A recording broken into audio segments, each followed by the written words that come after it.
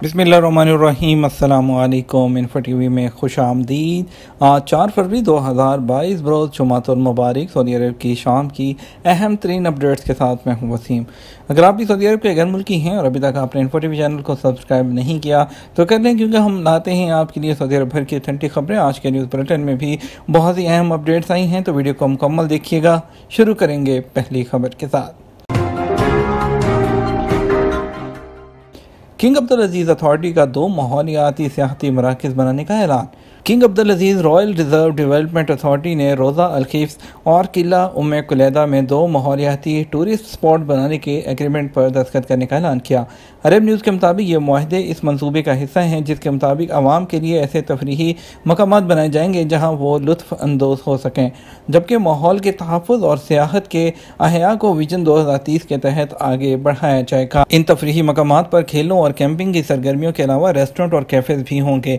वहाँ पर होटल भी होंगे, जबकि सितारों का मुशाहिदा करने के हवाले से सहूलतों का भी इंतज़ाम होगा। जद्दा में गैर मुल्की से गाड़ी छीनने वाले 4 अफराद गिरफ्तार। जद्दा कमिश्नरी में पुलिस ने असला के ज़ोर पर गैर मुल्की से गाड़ी छीनने वाले 4 अफराद को गिरफ्तार कर लिया। मुल्ज़मान के कब्जे से छीनी गई गाड़ी भी बरामद कर ली। आजल न्यूज़ ने रीजनल पुलिस तर्जमान के हवाले से कहा कि पुलिस को इतला मिली थी कि शहर के मारूफ इलाके से नामालूम अफराद ने एक गैर मुल्की से असले के ज़ोर पर गाड़ी छीनी और फरार हो गए। इतला मिलते ही पुलिस ने इलाके की नाकाबंदी करके मुल्ज़मान की तरह शुरू कर दी। तर्जमान का मज़ीद कहना था कि मुल्ज़मान की जल्द ही निशानदेही कर ली गई, जिनके कब्जे से छीनी गई गाड़ी भी बरामद करवा ली गई। रीजनल पुलिस तर्जमान ने बताया कि मुल्ज़मान में 3 सऊदी और 1 फ़लस्तीनी बाशिंदा शामिल हैं, जिनके खिलाफ कानूनी चाराजोई करते हुए उन्हें प्रोसिक्यूशन के हवाले कर दिया गया है, जहां उनसे बाकायदा तफ्तीश करने के बाद मुकदमा फौजदारी अदालत में पेश कर दिया जाएगा। हुआवे मोबाइल ने रियाद में सबसे बड़ा स्टोर खोल दिया। हुआवे ग्रुप ने सऊदी दारुल हुकूमत रियाद में सबसे बड़ा बैनुल अक़वामी स्टोर खोल दिया। ये इक़दाम रियाद में इंटरनेशनल टेक्नोलॉजी लीप कॉन्फ्रेंस के मौका पर किया गया। सबक वेबसाइट के मुताबिक हुआवे का ये स्टोर किंग सलमान रोड और एयरपोर्ट स्ट्रीट पर खोला गया है। स्टोर 2000 मुरब्बा मीटर से ज़्यादा रकबे में तैयार किया गया। कस्टमर यहाँ आकर अच्छा तजर्बा करेंगे। उन्हें 5G नेटवर्क में हुआवे की स्मार्ट टेक्नोलॉजी और जदीद तरीन आलात की स्पेशल ऑफर्स भी मिलेंगी। इस मौके पर वज़ीर सरमायाकारी, वज़ीर IT, कम्युनिकेशन इंजीनियर और इसके अलावा शहजादा फैसल बिन फंदर, हुआवे ग्रुप बराए मशरिक़ वस्ता और अफ्रीका के चेयरमैन भी मौजूद थे। सऊदी अरब में कोरोना वैक्सीन की मंजूरी का तरीकाकार क्या है? Saudi food and drug authority SFDA ने मुकामी शहरियों और गैर मुल्कियों के इत्मीनान के लिए कोरोना वैक्सीन की मंजूरी से मुतल्लिक़ तरीकाकार की वजाहत की थी। उनका कहना था कि मुतअद्दिद अमराज़ से बचाव के दवाओं के सेक्शन की सरबराह इब्रार मुशर्रफ ने बताया था कि SFDA किसी भी वैक्सीन के इस्तेमाल की मंजूरी से पहले वैक्सीन को मुख्तलिफ तजर्बात से गुजारती है, उसके बाद ही सऊदी अरब में वैक्सीन का इंदराज किया जाता है। उनका कहना था कि हमारे यहाँ लेबॉर्ट्रीज़ में मुख्तलिफ किस्म की वैक्सीन लाई गई थी, हर एक का मुकर्रर सिस्टम के मुताबिक तजर्बा किया गया। उन्होंने कहा कि कोरोना वैक्सीनों के कई तजर्बात किए जाते हैं। मसलन ये जानने की कोशिश की जाती है कि ये वैक्सीन किस हद तक मौसर है। ये भी पता लगाया जाता है कि आया वैक्सीन में मौजूद मौसर मादा हकीकत में है भाई या नहीं। उसके अलावा उन्होंने कहा कि यह तजर्बा भी किया जाता है कि इसके कोई साइड इफ़ेक्ट तो नहीं। उनका कहना है कि वैक्सीन के मुहाफिज मवाद का भी तजर्बा किया जाता है और इन तमाम तजर्बात से गुजर कर ही वैक्सीन सऊदी अरब दरामद करने का लाइसेंस जारी किया जाता है। सऊदी अरब के अंदर मौजूद तमाम वैक्सीन महफूज और मुअस्सर और फ़ायदेमंद हैं। तौहीन अमेज़ ट्वीट पर गैर मुल्की सऊदी अरब से डिपोर्ट।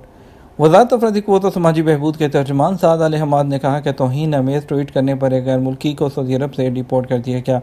अल अरबिया चैनल से बात करते हुए अल हमाद ने बताया कि एक अरब शहरी के खिलाफ रिपोर्ट मिली थी कि उसने तौहीन अमेज़ ट्वीट किए हैं। वज़ारत ने मुतल्लिका कंपनी से रब्ता करके हक़ाइक़ दरियाफ्त किए।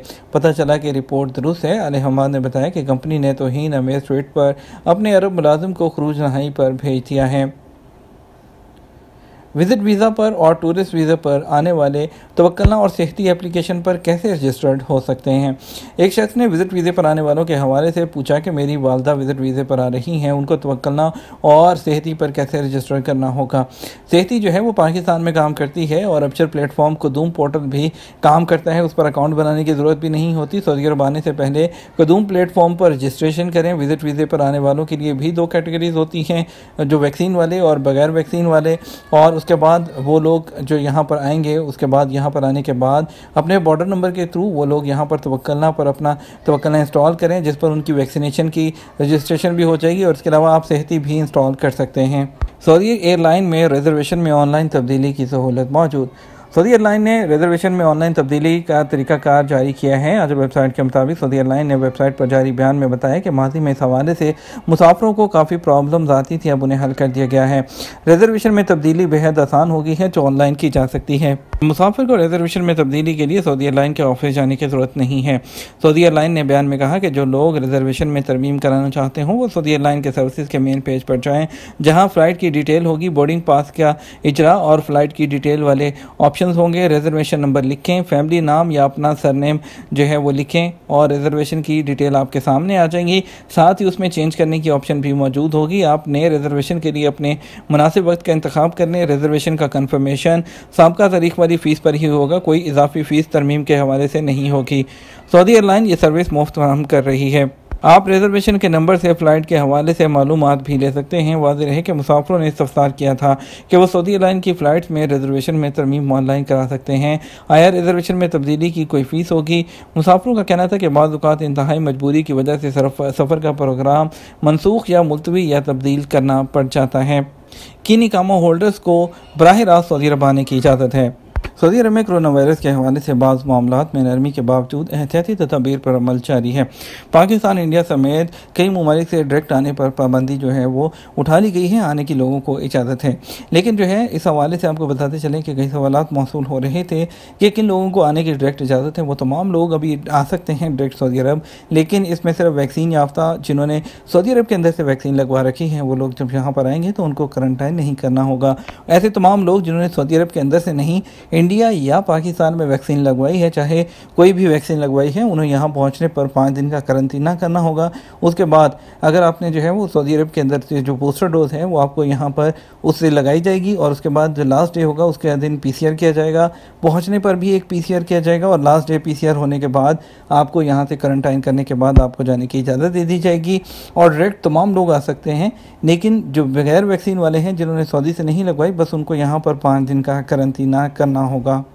डॉक्टरेट PhD की डिग्री करने वाले सऊदी ने उबर का इंतखाब क्यों किया? IT में डॉक्टरेट की डिग्री रखने के बावजूद सऊदी शहरी ने उबर चलाने को तरजीह दी। अमेरिकी कंपनी की जानिब से मिलने वाली नौकरी को भी रद्द कर दिया।